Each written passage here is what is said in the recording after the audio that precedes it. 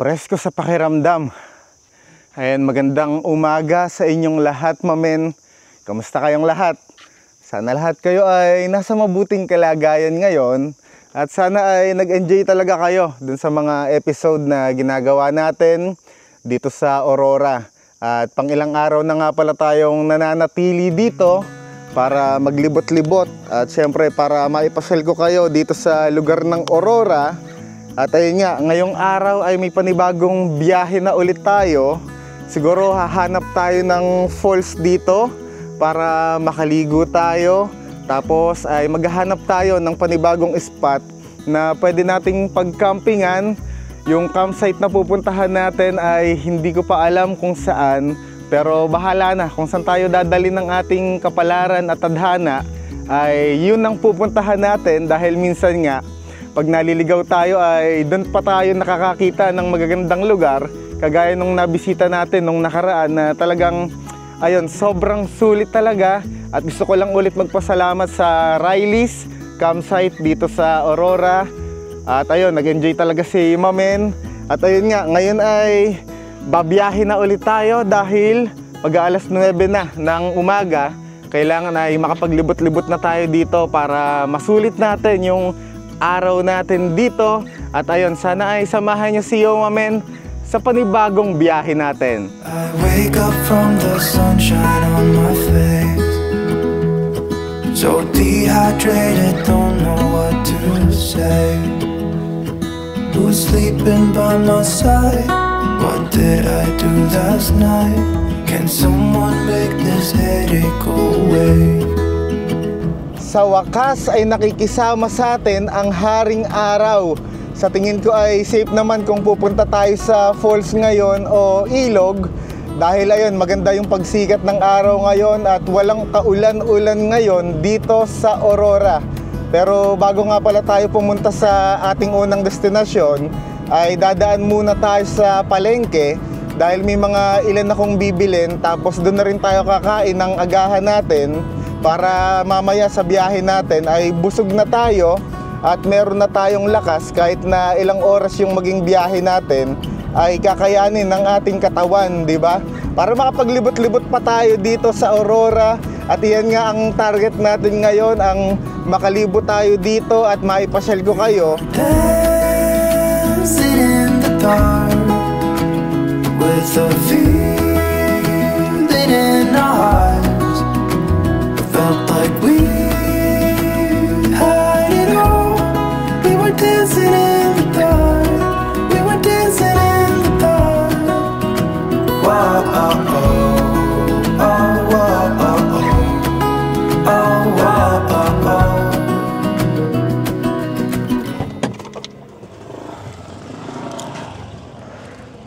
Kain na muna tayo. Ayan, bumalik tayo dun sa kinainan natin nung nakaraan kila tita dahil masasarap yung pagkain dito. Ngayon ay pipili na lang tayo ng ating uulamin. May papaitan na po. Pwede pong patikim ako ng papaitan saka isang kanin. Ito yung papaitan na in-order natin. Alam nyo, paborito ko rin ang papaitan. Lalo pagka tayo ay nag-chill-chill. Alam nyo naman yung mga ginagawa natin dyan. Tapos ito yung magiging pulutan natin, papaitan. Ay, nako. Napakasarap. Natatakam na ako ng gusto. Kaya tikman natin yung sabaw. Mga laman loob ata ng baboy o baka. Yung laman ng ganitong papaitan. Hindi ko lang sure. Ata ano yung laman po neto? Baka po. Laman loob pala ng baka. Yung laman ng papaitan. Ayan o. Tikman na natin sa may kasamang kanin. Na-excite na ako. Ayun, kain na tayo. Magkano po to? Bigyan nyo lang po sa akin to. Ayan, maraming salamat po. Ano po to, kabibe sa gata? Adobo sa gata. Ayun, tingnan nyo. Ang babait ng tao dito sa Kasiguran dahil binigyan nila tayo ng libreng ulam. Tikman din natin to. Parang adobo sa gata daw ata yung tawag dito.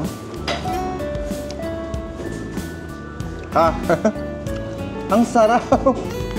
Ang sarap ng mga luto dito sa Kasiguran. hindi nakakasawa. Talagang babalik-balikan natin yung lugar na to. Dahil bukod sa magaganda yung mga lugar dito, masasarap din yung pagkain nila. Tapos mababait yung mga taong nakatira dito. Balik na ulit tayo sa ating biyahe. At ayun nga, busog na ulit si Yo Mamen ngayon. Dahil marami tayong nakain kanina. Tapos sobrang sarap pa talaga ng mga ulam na tinitinda dun sa karinderyang binisita natin. Tapos kung mapapansin nyo pa talaga ay sobrang babait ng mga bago nating kapamilya dito sa Kasiguran. Kaya ayun, uulitin natin yung pagbisita dito. At syempre babalikan natin yung mga tao na yan na napalapit sa atin ngayon sa pagpunta natin dito. At tayo naman yung babawi sa kanila sa susunod na balik natin dito.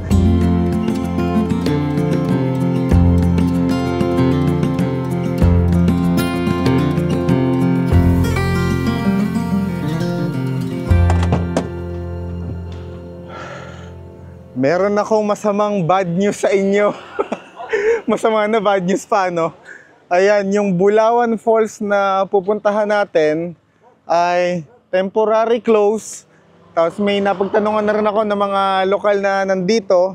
At medyo matagal na nga daw palang nakasarado yung falls na to.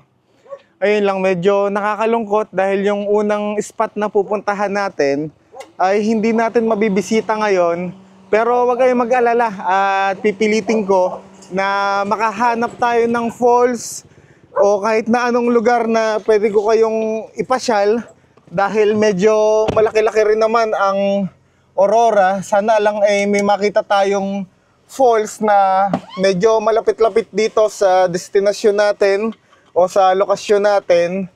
Pero wala tayong magagawa. Ganun talaga at kasama yung mga ganyang pangyayari sa tuwing nagbabiyahe tayo. Minsan yung lokasyon na pupuntahan natin ay sarado na.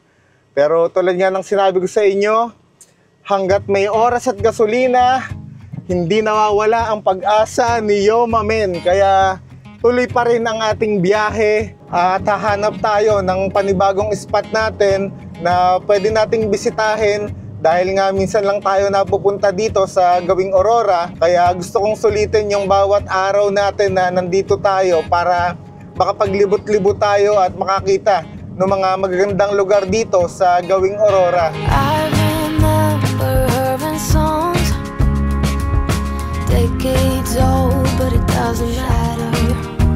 She kept dreaming of the day butterflies survive the wheel, even though she could knock down and never show.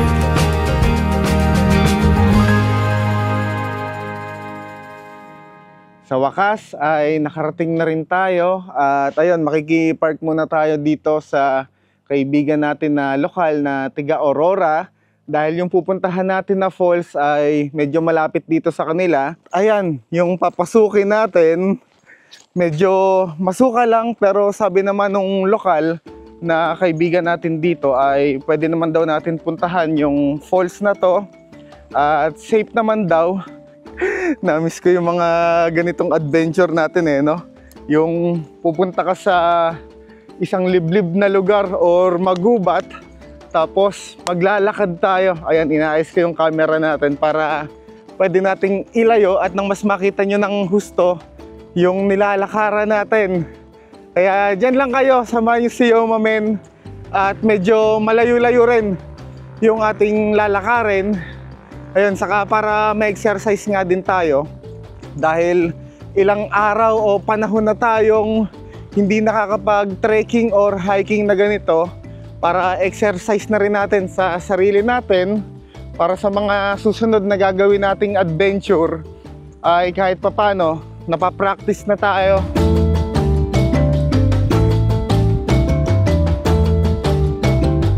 Ayan, ang sarap sa pakiramdam na nakabalik tayo sa ganitong adventure at kabundukan na nilalakad dahil alam niyo naman na si Mamen ay mahilig talaga sa mga ganitong adventure dahil sa ganito tayo nagsimula at ayan, hinihingal na si Mamen pero all goods lang dahil maganda naman yung nakikita natin sa paligid natin.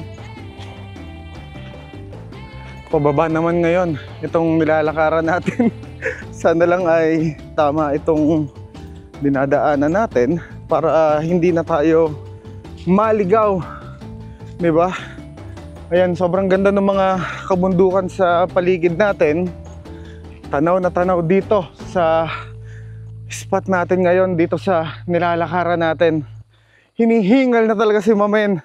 Pero syempre, kakayanin natin to para maipasyal ko kayo, di ba? Nabiguman tayo doon sa unang falls na binisita natin. Pero syempre, hindi pa payag si Yo Mamen na hindi tayo makakita ng falls sa episode na to, dahil alam kong namimiss nyo na rin makakita ng falls. At syempre, tulad nga ng sinabi ko sa inyo, kukombohin natin yung vlog natin. May adventure, may camping, di ba? Para kahit papano ay iba't ibang lugar yung nakikita nyo. Hindi ko lang alam kung tama pa ba itong dinadaanan natin. Ayan, sana lang ay tama to. Narinig ko na yung tunog ng falls dito mula sa taas. Dahil, ayun, bababa nga tayo ng kabundukan para makita natin yung magandang falls dito sa Aurora. At eto yung hagdanan na ating bababain. Buti na lang ay malilim, kaya hindi natin masyadong ramdam yung init. Kahit katanghaliang tapat na, ay all goods lang. Ayun, siguro tanggalin na lang natin tong salamin para medyo malinaw yung nakikita ko sa paligid. Ayan, medyo matarik talaga tong binababa natin ngayon. Ang sarap lang sa tenga nung narinig ko na tunog ng tubig. Tapos ayan, puro tunog ng ibon yung narinig natin dito sa paligid. Kaya nakakagaan sa pakiramdam. Kahit na hinihingal ako ngayon, ay all goods lang. Okay na okay lang. Parang walang katapusan yung nilalakad natin na hagdan.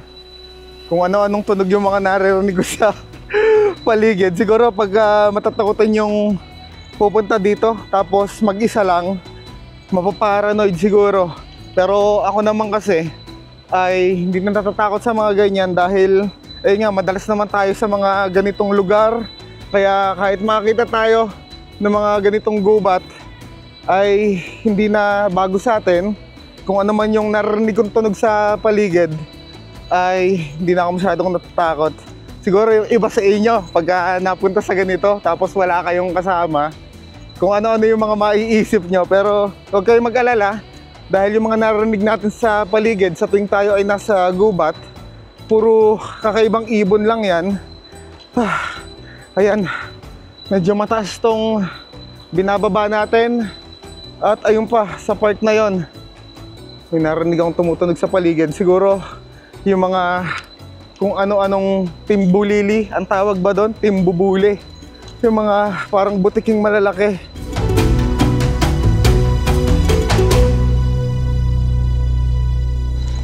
Pahinga muna tayo sandali. Hindi naman tayo nagmamadali dahil wala naman tayong hinahabol na oras. Sana lang ay wag umulan para yung falls na makikita natin ay hindi dumumi yung tubig. Saka alam nyo naman na pagka umuulan ay delikado pagka ikaw ay nasa ilog or falls dahil minsan biglang baba ng malakas yung tubig na galing sa taas ng bundok. Ayun, sana lang ay makisama sa atin yung panahon ngayon at pagbigyan tayo na ma-enjoy natin yung magandang falls dito. Buti na lang may nakita akong pwesto dito and may upuan dito. Pero dito na lang ako sa lampakan dito sa simento dito sa simento umupo para yun, damang-dama natin yung kalikasan. Tapos yung part na to, bangin yan. Kaya hindi tayo pupunta dyan at baka mamaya madulas tayo. Malaglag pa tayo. Papahinga lang tayo saglit. Tapos, ayan, maglalakad na ulit tayo. Tuloy ang ating paglalakad. Siguro mga ilang liko na lang ay makakarating na tayo doon sa pinaka falls na pupuntahan natin. Kaya konting sandali na lang ay makikita nyo na. Perfect place for some hide and seek. We'll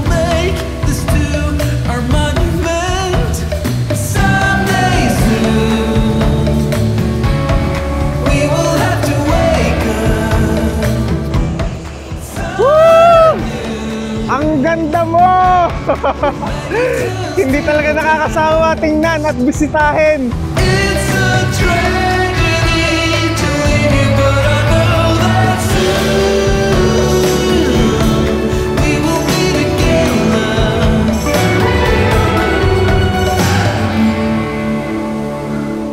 Umupo muna tayo dito habang nagpapahinga. Dahil ayun, nanginginig yung mga binti ni Mamen dahil sa sobrang tarik nung kaninang binababa natin. Pero all goods lang, ipapahinga lang muna natin yung binti natin bago tayo maligo sa napakagandang falls na to. Ayan, medyo malinis na yung tubig niya dahil kahapon nga daw, sabi ni Kuya, ay medyo madumi yung tubig na yan dahil nag-uulan ng mga nakarang araw dito sa Maria Aurora. Sobrang lakas nung agos ng tubig ngayon dito. Ang sarap lang rin at natsyempohan natin na solo natin itong lugar. Ayan, syempre mas ma-enjoy natin dahil mas payapa. Walang masyadong ingay. Yun lang ang maganda pag yung pupuntahan natin ay medyo malayo talaga. Hindi masyadong binibisita ng tao. Kaya ayun, mas ma-enjoy natin yung katahimikan ng lugar. Mas makakakonect tayo sa kalikasan, di ba? At ayun nga, medyo umiinit. Tapos may nakita akong parang kubo doon. Siguro doon tayo pumuesto para hindi tayo masyadong mainitan. Dahil syempre mahirap na. Baka mamaya ay ma-heat stroke pa tayo. Kaya ayun, doon tayo tumambay. Ang lamig ng tubig. Woo! Ang sarap dito, pwede kayo maglakad sa park na to. Ayan, medyo mababaw siya. Kaya dito tayo aakyat. Ang sarap sa pakiramdam. Hindi pa tayo lumulublob pero nare-refresh na yung pakiramdam ko. Ay, naku po, nadulas na. Ayan, nakakit na tayo. Dito tayo tatambay para medyo malamig. Ayan yung binaba natin. Tapos hanggang doon pa yan sa dulo. Parang nasa gitna to ng kabundukan ng Aurora. Itong pinuntahan natin na napakagandang falls na to. Medyo malamig sa pakiramdam dahil yung anggin ng falls ay tumatama sa balat natin. Kaya ayun, nakaka-relax ng gusto. Tapos ganito yung nasa paligid mo. Puro kulay green. Kain muna pala tayo ng ating merienda na piyaya. Isa to sa mga paborito kong pagkain saka tinapay eh. Kaya madalas may baon tayong ganito. Ayan, nangihina si Mamen. Buti na lang ay nabuksan natin. Ayan, kakain muna tayo para mamaya pagpabalik na tayo ay may lakas na tayo. Dahil ayun, sobrang hirap nga nung packet na to. Kaya kailangan natin ng lakas at kailangan natin ng pagkain para mamaya ay all goods lang yung pabalik natin.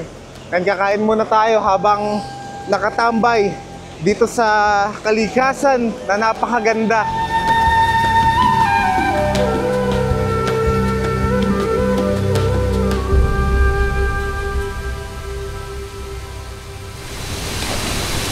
Woo! Lamig! Tara, enjoy na natin itong napakagandang falls at napakalamig na tubig na nabisita natin.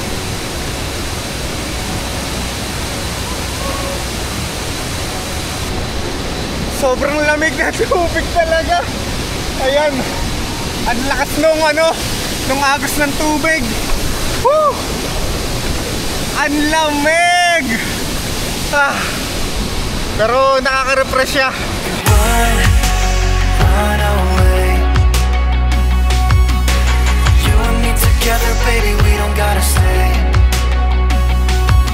Hindi nakakasawa tignan, ano? Tapos nandito na tayo sa pinakamalapit. Ayoko na lang pumunta sa may park na yon dahil baka mamaya ay malalim. Medyo pagod na yung ating binte. Para safe ay dito na lang tayo. Magtampisaw-tampisaw, di ba? Guminhawa na yung pakiramdam ni Mamen. Kanina ay nagpapanik attack ako dito. Dahil mag-isa lang tayo. Wala tayong kasama na nandito ngayon. Alam niyo naman pagka ikaw ay may anxiety o panic attack, minsan nakakaramdam ka ng takot sa sarili mo na hindi mo maintindihan Kaya ayun, nilalabanan ko lang talaga kung ano yung gumugulo sa isip ko. Kaya ayun, kinakaya natin. Kaya kung kayo man ay merong anxiety o panic attack kagaya ni Mamen, labanan nyo lang at magdasal lang kayo. Lahat yan ay makakaya natin at malalampasan natin yan. Kung si Mamen nga ay kinakaya, di ba? Kayo din, panigurado, ay kakayanin nyo. It could be glorious.